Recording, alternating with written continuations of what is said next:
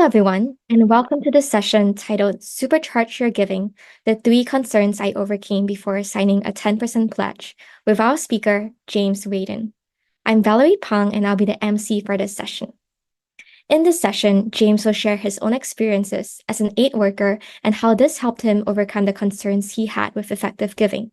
He will share more about effective giving in 2024, as well as how you can advocate for a fairer, more compassionate world.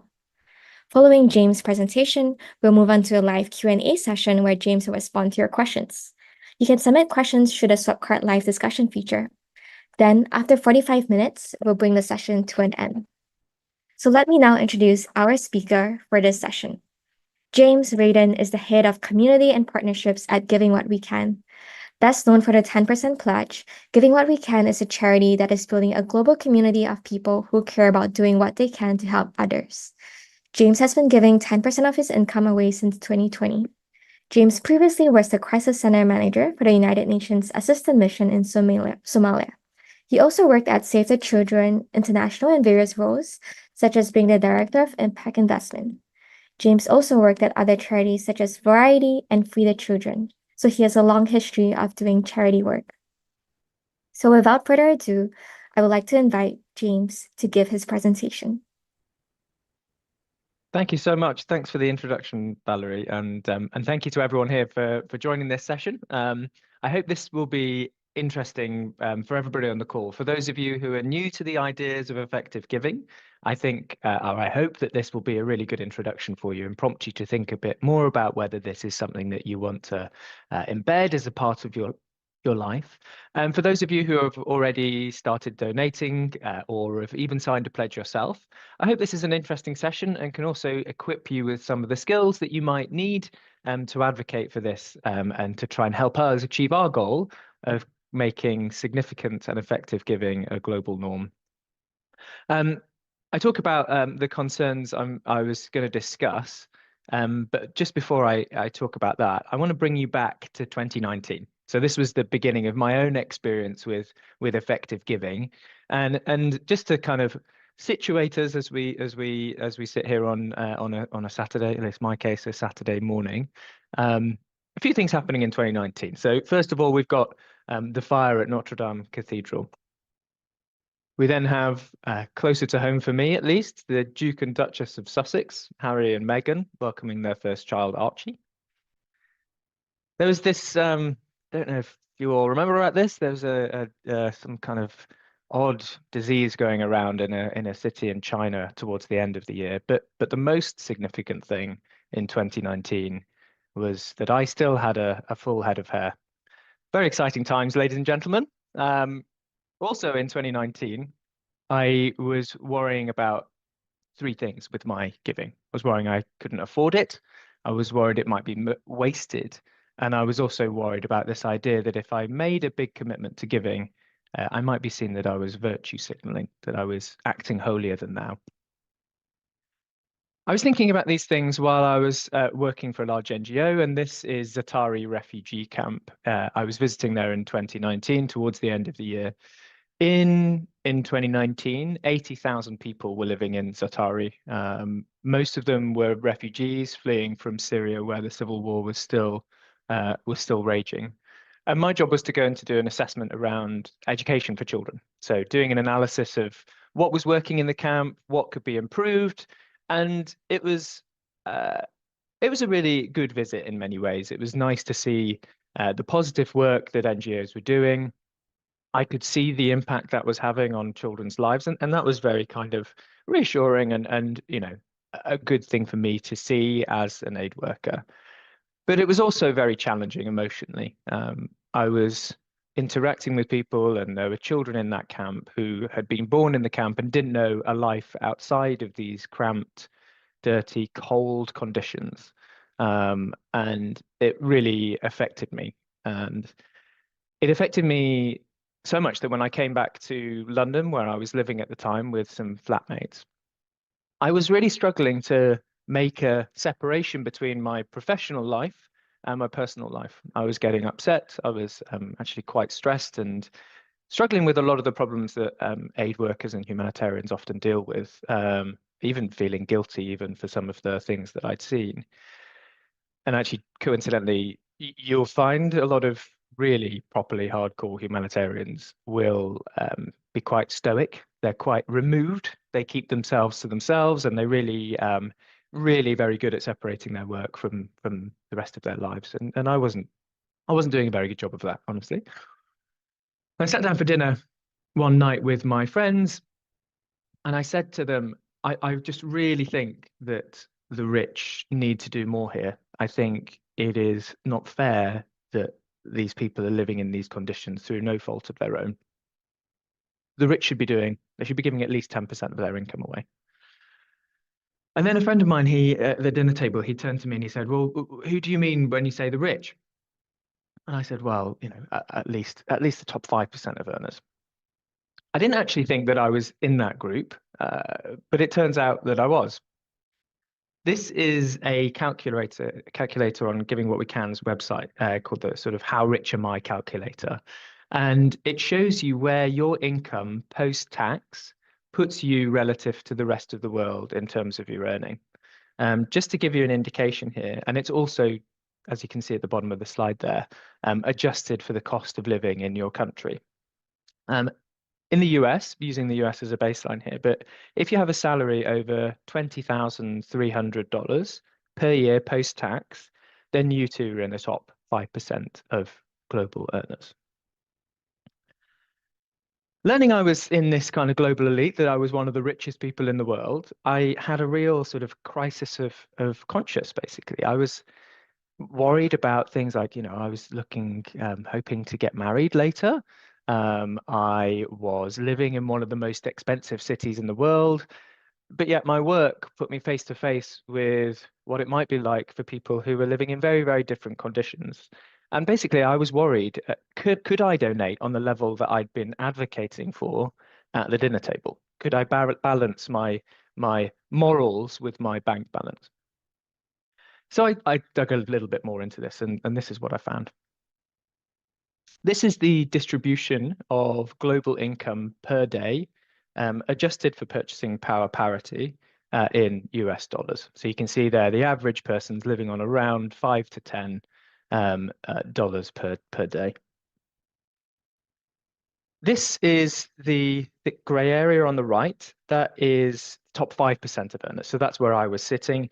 And again, if you're earning over $20,300 in the US per year post-tax, then you're in the top 5% of global earners.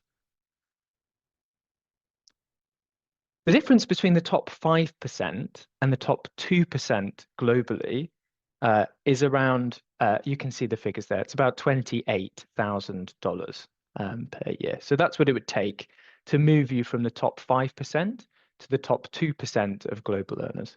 Now I think if you have picked a job or a career, or you're at college or whatever else it might be, and you've basically put yourself in the position whereby you could make that leap. You could make the leap from the top 5% to the top 2% of global earners. If you're living in the global north in a Western country, that's the kind of thing I think you can do through hard work, effort, studying hard. In other words, I think you can make that kind of leap by merit, by your hard work. The question I now want to ask you is, what about if we think about this a little differently? Is it merit that separates the top 5% from those people on the left of the bell curve there? Those people, that figure, that percentage, is the number of people who live below the global poverty line of $2.15 per day. It's around 700 million people. And that figure, $2.15, is what you could buy for $2.15 in the US. So we're not talking here about struggling to pay nursery fees or wanting to buy a new TV. You're thinking about, can I scrape enough together to buy a meal today, to have something to eat? It's an uncomfortable question, right? Is this difference because of merit? And I think it's an uncomfortable question because the answer is very obvious. Of course, it's not down to merit. It's down to one thing, and that is luck. If I had been born in Jordan or in Syria, let's say, or in Yemen or Burundi or Somalia, some of the places that I've worked, my life would look completely and utterly different. And uh, yeah, I think this idea that, we have somehow deserved where we sit on this bell curve is utter nonsense. Like we are just winners in a lottery of life, just as much as people on the left-hand side there have lost out through no fault of their own. This idea, this $2 plus amount, that is a tiny amount of money. And just to give you an idea of what this looks like around the globe and what people face if they're living on this much per day, here's a few indications. So if you are living on less than $2.15 per day, then it's very likely that you are living in a group of people who don't have any access to education. Um, that's in fact 8% of children globally don't have regular access to school. It's also very likely that you'd be in a group that doesn't have access to clean water. 9% of people globally are in this situation. And finally, it would be very likely that you are stunted. This for me is the most kind of harrowing fact. So there was a study done by the World Health Organization that estimates around 149 million children under the age of 5 were stunted in 2022. Stunting is where you don't get enough quality food to be able to grow to what your potential actually is. So people who are stunted, or children who are stunted, are physically smaller, shorter, and because it also affects the development of your brain, they have a lower IQ, a permanently lower IQ. 25% of children under 5 suffer from stunting. The situation is not fair. It's not the world I want to live in, and I believe it's not the world that you want to live in either. It's because of that I decided to take something called a trial pledge. So this is where you decide the percentage you want to give away and the duration that you want to do that for. I decided that I would try giving away 5% of my income and do that for 6 months to see if that was something that I could manage, see if it's something that would help me with this moral dilemma of balancing, my worldview and my passion for these things with this idea that I, couldn't afford it. And actually, I did this 5%. I did it for 6 months, and I found actually, I really, and I'm not just saying this, I really barely noticed that it was gone. And so as a result, at the end of that time, I then made a commitment to a larger thing. I made a 10% lifetime commitment to give away my income. So you can see on the screen there, this is where you pledge to give 10% over your whole lifetime. So not every single month, but over the course of your lifetime working. Give 10% of that funding away to effective charities, ones which can most effectively use it to improve the lives of others. And I've never looked back. This has become one of the things, or the thing I'm most proud about in my life. I know that it's having real good in the world. And if I think about the sort of spectrum of what I spend my money on every month, mortgage or, food, whatever else it might be, travel, the 10% I donate, the 10% I give away is by far the bit that brings me the most joy, brings me the most happiness. And it has kind of helped me to live a very kind of morally fulfilling good life. And as I say, I've never looked back from that moment.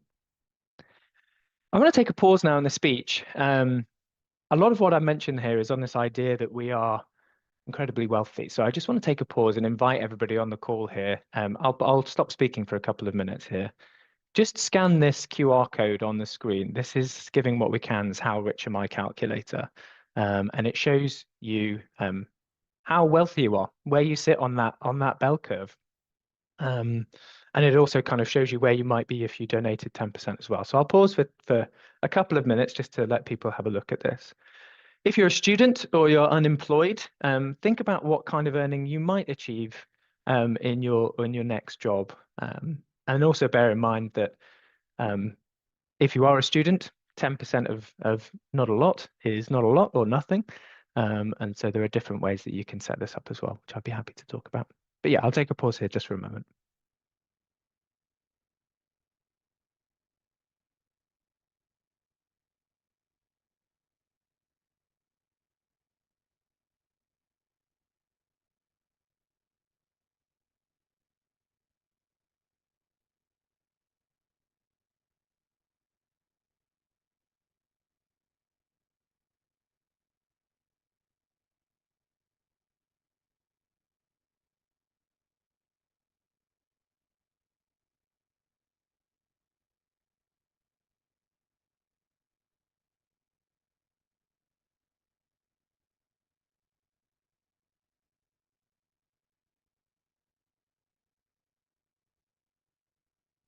Okay. Rule number one of giving a speech, especially if you're giving a remote speech and you can't necessarily see everyone, is not to invite everyone to get their phones out. So I'm going to ask you all just to put your phones away again. Thank you so much for having a look at that. And we'll move forward. We'll have time at the end for discussion about this. So thanks for that. I hope it was interesting. So if I can take you back to 2019, I had thought about this idea that I couldn't afford it, and actually I realized I can. But I still had a concern that my donation would be wasted. Having worked in the international development sector, I'd seen a lot of money wasted or used inefficiently, and I had a real concern that if I was going to donate 10% of my income, which is a really significant amount, I didn't want that money to just get wasted or used very badly. And so I was thinking about problems which are very similar to the one on the screen. This is the challenge that 1.2 million people die each year of waterborne diseases. Now, I have a challenge for you as a group. I think let's try and save as many of those lives as we possibly can. A couple of things, so clarifications that I should make. As we go through this process, we're going to use those little heart symbols to signify 1 year of healthy life per $1,000 spent. And also, these figures are based on a study which was published in 2017 by the World Bank called the Disease Control Priorities Third Edition, so DCP3. Some things to note just to put this in context. So first of all, they're retrospective. So this was a backwards looking study at how effective interventions were. We can't tell that those same interventions will always be the most impactful going forward. They also assess the average, not the marginal cost effectiveness. So if you try to save one more extra year of life, we may not get the same results. And finally, they're about the effectiveness of interventions, not necessarily charities. So with that done, here are our three possible interventions. The first is that in rural areas that already have some water treatment infrastructure, we extend it to more households with pipes and sewer connections. Number two is that we provide household chlorination packages so that dirty water can be cleaned in batches. And finally, that we take standard oral rehydration therapy, add zinc to it, so that when someone who's already sick and dehydrated from waterborne illnesses, they can get additional vitamins. Now, normally when I'm doing this speech, I'll be in person, so I'll ask people to raise their hands for which one they wanted to go for. So I'm just going to ask you individually, bear in mind, you've decided to donate 10% of your income, let's say, which one of those would you donate to? Have a think about that, and then we'll press ahead. So if you thought that you wanted to donate to the piped water and sewer access, here, for each $1,000 invested in the DCP, we estimated that 5 months of healthy life was saved, or the DCP did. And that actually includes the lifetime value of the pipes, because you don't need to reinvest every single year or every single intervention. So that doesn't seem like a lot, actually, for $1,000. Chlorination, if we think about this one now. So here we've got 5.3 years of healthy life per $1,000 spent at the time of the study. Both piping and chlorination deliver clean water, but one costs thousands of times less, the chlorination. There are many reasons why chlorination was more effective, but it's primarily because of the cost. And then finally, zinc. So adding zinc to standard oral rehydration saved just over 33 years of life per $1,000 spent. Turns out that adding zinc is even cheaper than chlorination, and because those taking oral rehydration are already very sick and dehydrated, and mostly children under the age of 5, the zinc can actually be the difference between life and death. Zinc and chlorination can also travel to the poorest areas, and piped water can't. So Well done for those of you who went for zinc, and if you went for the piping, don't worry, most people do.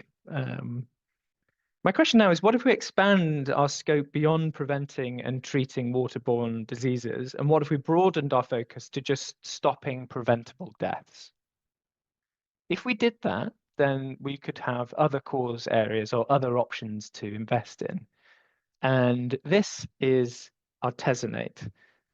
It's a low-cost medicine for treating severe malaria, and it was the most effective intervention listed in the DCP study in 2015.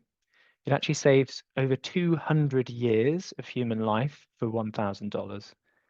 If your main focus is on trying to save lives and you're happy to shift focus from waterborne diseases, you could have an even more significant impact. In other words, there's a difference between interventions, in this case, different approaches to trying to limit the impact of waterborne illnesses, but also between causes or problems, in this case, between addressing waterborne diseases and treating malaria. So now we know that cause matters. The most impactful charities tend to work on causes that have three common characteristics. The first is that they are big in scale. And when we say that, we mean that they affect a lot of people and they affect them very significantly. If we cured the common cold, it would affect a lot of people, but not that significantly. If we cured a very niche disease, which kills people, then that's a good thing, but it doesn't affect lots of people. So we're looking for big problems. The next is tractable problems. So these are problems where we know that there's a way that we can make an impact and make an improvement in them. If all things being equal, we want to invest in charities and cause areas where we know that we can make positive difference and that we've got the evidence behind us to show that we can do that. And finally, we want to invest in unpopular cause areas, ones that don't get funding from other sources, and where your marginal extra dollar, euro, whatever else it might be, can go that bit further because they're not getting funding from other places. That's why we look for unpopular cause areas. Off the back of that, Giving What We Can works with partners like GiveWell, Founders Pledge, and others, and we make recommendations, in this case in global health, where between $3,000 to $5,000 we are very confident can save a human life. Those two on the left there are focused on malaria. New Incentives tries to help people to get their children vaccinated and pays for things like transport to get them to the hospital or the clinic. And Helen Keller International works on vitamin A supplementation. We also work in other cause areas. So we recommend funds and charities working in animal welfare, as well as more long-termism issues like AI safety, nuclear weapons, pandemics, climate change, and the like. We make those recommendations because we have done assessments and we know that they're not just good, they are the best. And they're the ones with the strongest track record and that we're able to confidently assess how impactful they are. So again, going back to 2019, 2020, when I was getting into this world, I did feel confident that my donations wouldn't be wasted. Although I was right to have that concern, because if you donate to an ineffective or a poorly effective charity, you can have far, far less impact than you could do in other places. And that left me with my final kind of concern, and that was this idea that I would be seen as virtue signaling. I actually, when I started donating, didn't really tell anybody about it. It felt very personal. I was worried that people would see me as kind of holier than thou or kind of rubbing it in people's faces, or even that they would feel like I was attacking them for their donations. And so I was worried about virtue signaling with effective giving, and after I'd taken the 10% pledge. The thing is, Western culture views publicly celebrating some kinds of success as completely socially acceptable. If you're skeptical of this, I encourage you to scroll through your LinkedIn feed or even just scroll through people's swap card profiles at this conference, right? Why is this kind of behavior considered taboo when charity's involved? Sharing an acceptance to a university or a prestigious job offer generally isn't looked down upon, and that makes sense. It's great to celebrate our colleagues' and friends' accomplishments and praise people who helped them to get there.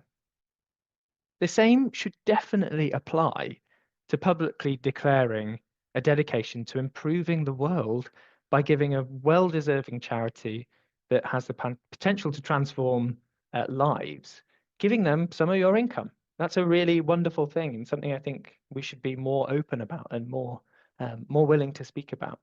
And there are huge, huge benefits to doing this.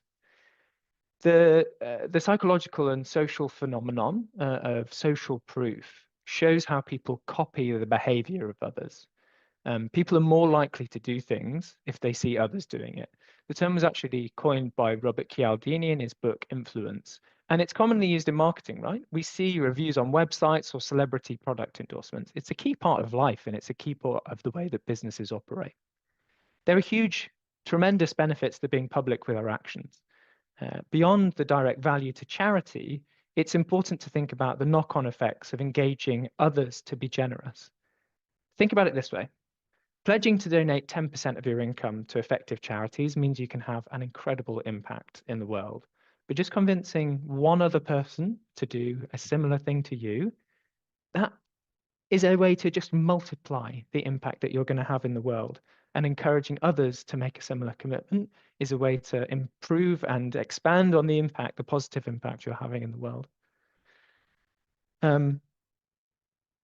Just finally on this idea that you can kind of really transform the world with giving 10%. So our partners at Longview Philanthropy conservatively estimate that if the top 1% of earners gave away 10% of their income, we could achieve some absolutely staggering things in just 2 years.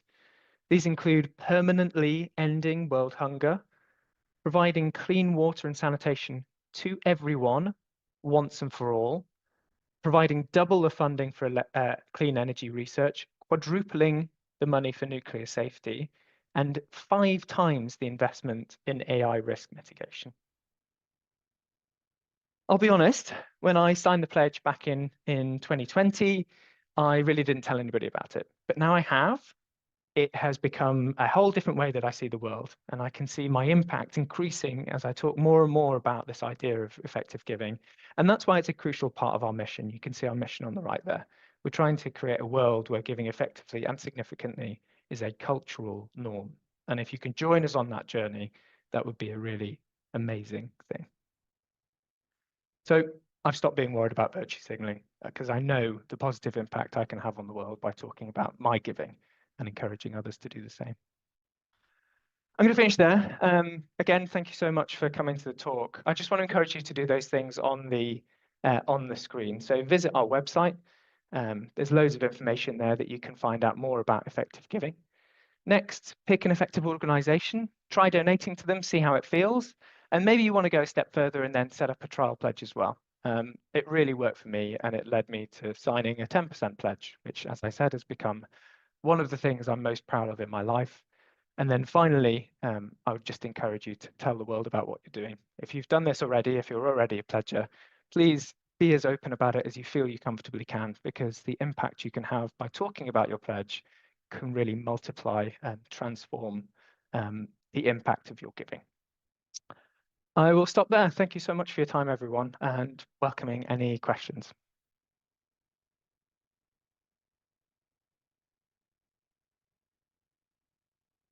Thank you so much, James, for your really good presentation. And I think it was very inspiring. So now we'll start with the Q&A session. And a reminder that if you have any questions for James, please submit your questions in the questions section of Swapcard. So while we're waiting for some questions, I will start off with a few questions for James myself. So one question I have is there anything you have changed your mind about recently? That's a really great question. Yeah, I've actually really transformed the organizations I'm giving to. So as you can probably tell, my background is very focused on development, global health, education. And since spending more time at these conferences, meeting different people, I've changed where I'm donating to. I've basically been very convinced by the arguments around animal welfare and around more long-termism focused organizations. So my kind of breakdown of the 10% I give, 50% goes to GiveWell's recommended charities, top charities. I then give 10% to animal welfare organizations, 10% to long-termist focused causes. So looking at, we have a couple of funds that we have on our website, so I donate to them. I salary sacrifice 10% back to Giving What We Can because we've shown we have a real impact multiplier. So for every dollar we receive, we're able to generate lots more dollars for effective charities. And then I also support the Impact Accelerator aim, ambitious impact. So sort of higher risk, but still potentially hugely impactful charities. And then finally, I also support Give Directly as well, because I think it's important to save lives, but I think also the quality of life and welfare, human welfare and human dignity is really important. Before that, it was all just Give Well. So I've really had my eyes opened over the last year, and yeah, I'm on a journey with my giving as well. Nice. Yeah, it's great that you decided to expand like the range of where you donated to. And how did you go about researching or finding out more such that you decided that you would, expand your donations?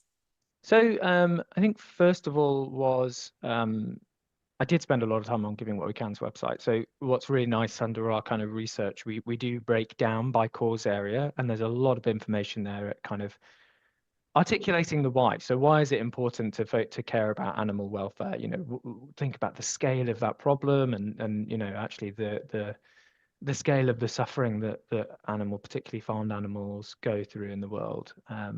And it's just not an idea that I've been exposed to. And I also think using Giving What We Can or effective altruism's big, tangible, unpopular framework to think about these problems has changed the way that I think about my giving as well. So that would be the first way that I've kind of done this. And then also just meeting people in this community, talking to people at conferences, learning more about what is going on in this space and why people are so passionate about other causes that they work for, the charities that they work for, while still viewing it through this kind of effectiveness lens has really made me think, there's a lot that we could be doing to support different organizations as well.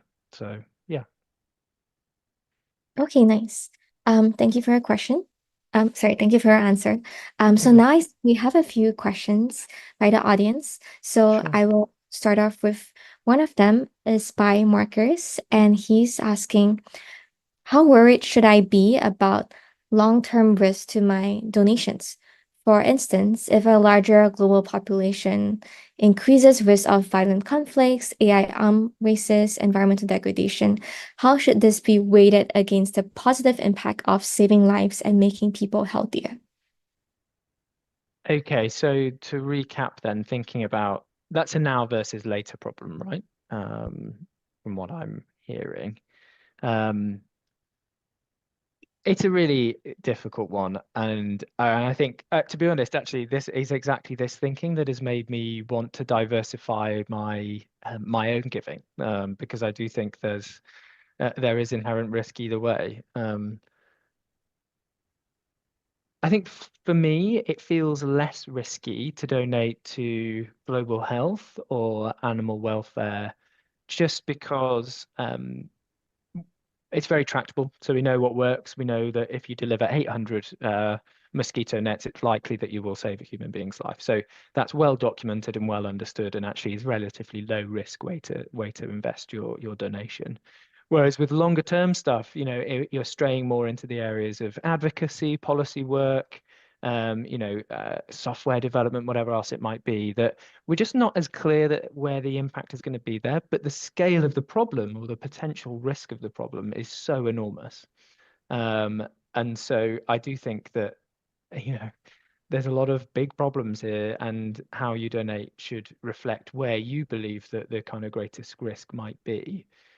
In terms of your donations, I think having a kind of diverse portfolio or and again thinking about it in terms of an investment, right? De-risking your portfolio by investing and donating in different things is a nice way to think about this. And that's partly why I've diversified my own giving as well, because I do believe that AI safety and other things represent a really credible risk to humanity, and that we should be doing something about that. Okay. Our next question is from mine, and she asks, she's wondering what your advice is on spreading the pledge within cultures where success is often kept to themselves and virtual signaling may be more of a concern for people. Yeah, sure. I think it's harder, right? And I think I kind of say this as someone in the UK, and the British are very kind of conservative, socially conservative often. And people don't really talk about money and don't talk about donations and whatever else. So it is hard. It is hard, particularly if you're going to be at the kind of forefront of this movement of creating this culture change. And I think what's really important is to try and my number one advice, I would say, is to try and meet people where they are. So talk to them, ask them, easier questions like, oh, do you donate to charity? And then engage them in a conversation as opposed to kind of going in too hard.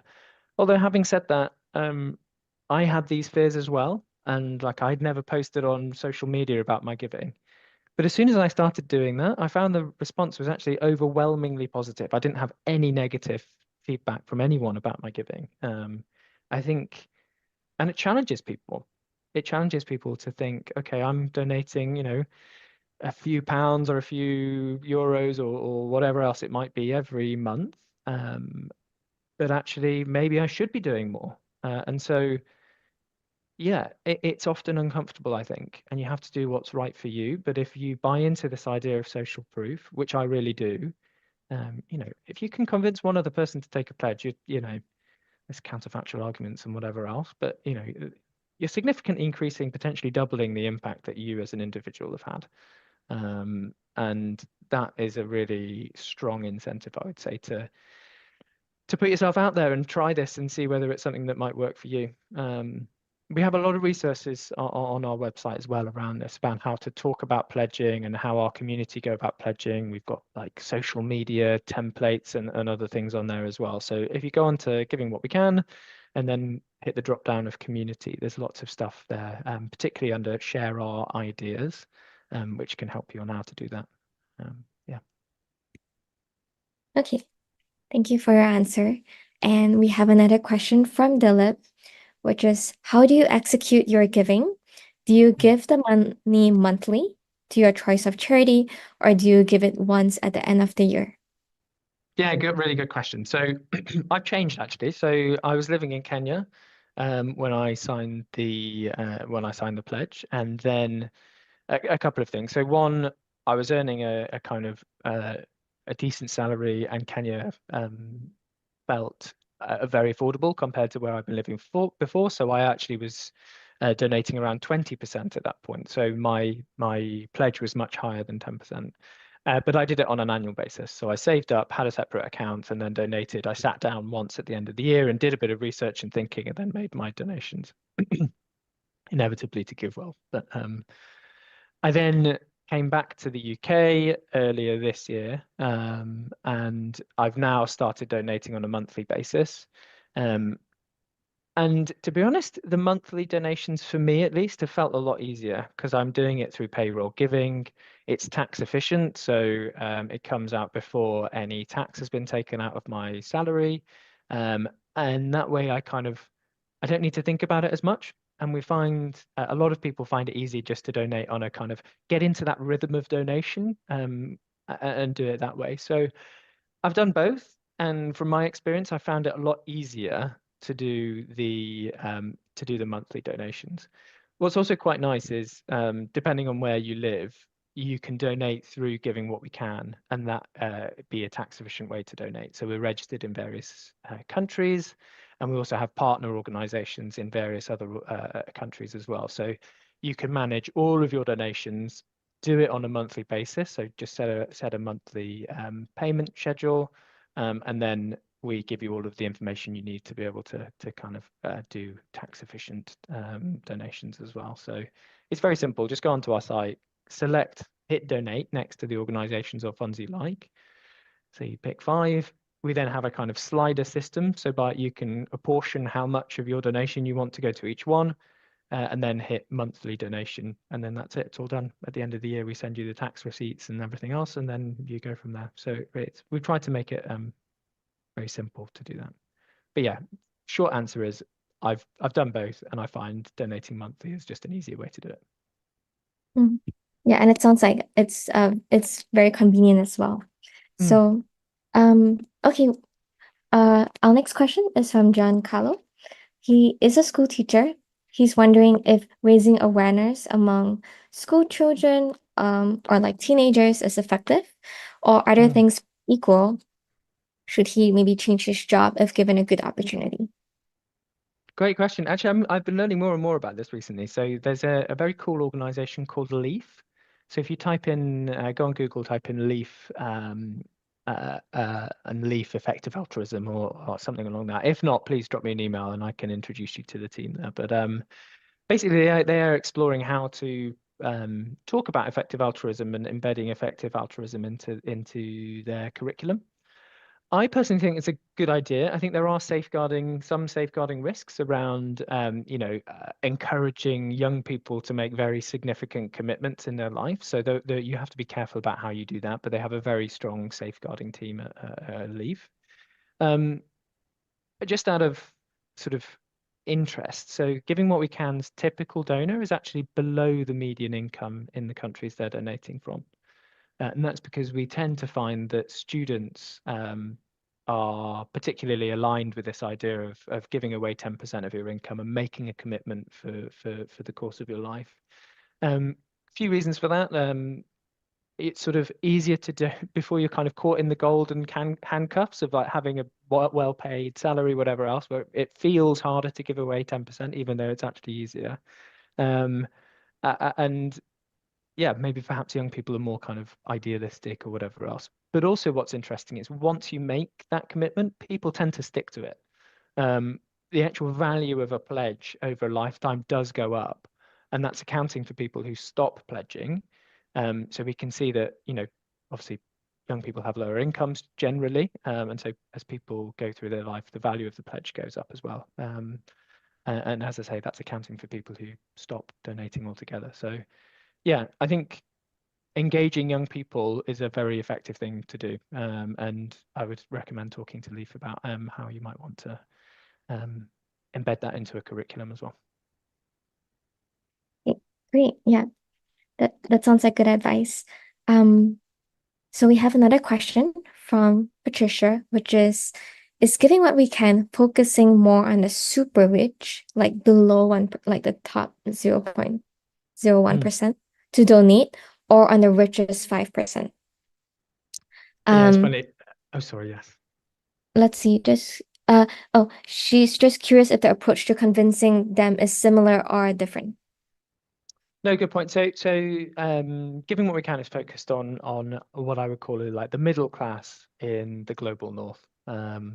So there's a couple of reasons for that. One, there are lots of organizations who are already kind of working with ultra high net worth individuals. And there's also other organizations like One for the World who are doing an amazing job of focusing on a 1% pledge. So we think having a 10% pledge is a nice kind of middle ground, and also that it is in many ways affordable for people if you're on a median income in the global north. It's high enough that it's a tough choice, and that it's a meaningful decision to donate 10% of your income away. But it's also, in most cases, not going to push people too far, so that it's a really drastic impact in their life, that it's more just sort of a change in the way that they live their life in a kind of relatively small way, but that can still have a huge impact. So we're definitely focused on that kind of 5%, top 5% area in the global north, kind of median income, middle class, mass movement, cultural norm around giving. And that's where we're hoping to kind of expand. And we're at 10,000 members at the moment, or very close to 10,000, and hoping to kind of really exponentially grow that number over the next few years. Okay, thank you for your answer. Let's see, we might have one more question from Sunday. What could be a precursor to getting people in more neglected regions with, say, fewer advocates for animal welfare to enlighten them to donate to the cause of animal welfare or promote the animal welfare movement? Yeah, great point. I'm thinking more and more about this actually, because I think a challenge that we have within effective altruism generally is that we're very rationalistic, right? So we communicate in facts and figures, and even my presentation today, right? Like I had one section where I was talking about what life is actually like if you're on $2.15 or less, but really only one slide. The rest of it is all graphs and text and whatever else. And that's important. And I think it's very important that we keep our kind of rational focus. But I think we can communicate more emotively as well. And one of the things that actually convinced me to donate to animal welfare was going to a presentation, and I think it was only one sentence where he said that most factory farm chickens live on the size of an A4 piece of paper for their whole life and never open their wings. Things like that, emotive communication, really matters, and it's really impactful. And that's the way that I think we can grow effective altruism to being a really global movement, by speaking emotively and bringing these stories to an emotional core that really affects people and brings them on as well. So yeah, I think that would be my advice, is find ways to kind of make these issues more emotive, if we're going to grow significantly, because the scale of the problem with animal welfare is enormous. Billions and billions of animals being slaughtered every year and kept in horrendous kind of factory farm conditions. How can we talk about that in a way that makes sense to people? If you talk about billions of anything, it's quite hard to compute and get your head around. But bringing those, more emotive stories to the forefront, I think, is a way that we can do that.